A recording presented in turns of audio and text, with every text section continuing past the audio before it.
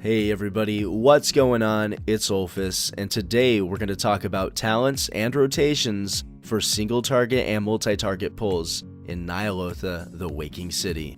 This guide is for Feral Druids beginning their adventures into the 8.3 raid content.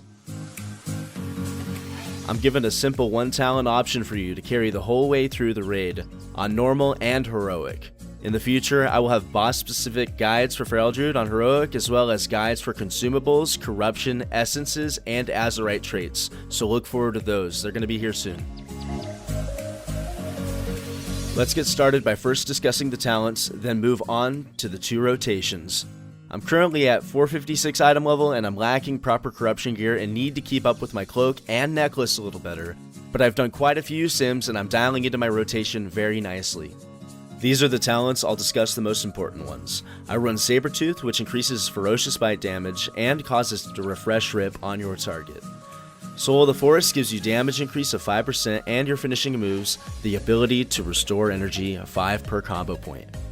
Primal Wrath is a good talent to use for AoE pulls. Ny'Alotha has a lot of big ones. This applies rip to all targets within range and it deals a fair amount of damage. I like to keep rip on all my surrounding targets with Primal Wrath in multi-target fights. I use rip on single target fights such as bosses.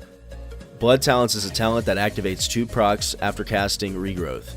Use regrowth on yourself after using finishing moves or before pulls. Predatory Swiftness is activated with a 20% per combo point chance on finishing moves and allows you to cast regrowth or entangling roots in cat form free of mana and instantly. For single target, I start with regrowth, then move into cat form with stealth. After that, I use Berserk for opening, then Tiger's Fury, which both can be used in stealth. Add trinkets and pre-pot somewhat in this time period before opening. Next, open with Rake, then a Rip. This will apply a low duration Rip, which you can reapply using Ferocious Bite with the Sabertooth talent later. Both Rake and Rip from the opener will have Blood Talons boosts. Then after that, I use Thrash, since I have Wild Flesh Rending as 3 Azerite traits. After that, Shred to 5 combo points and use Ferocious Bite. Try and use Ferocious Bite with more than 50 energy in your pool every single time for a damage increase. You should not need to reapply Rip for the remainder of the fight, but for whatever reason you do, then make sure you do it with Blood Talons and possibly Tiger's Fury. And it doesn't need to be 5 combo points either, because you can refresh it with Ferocious Bite using Sabertooth.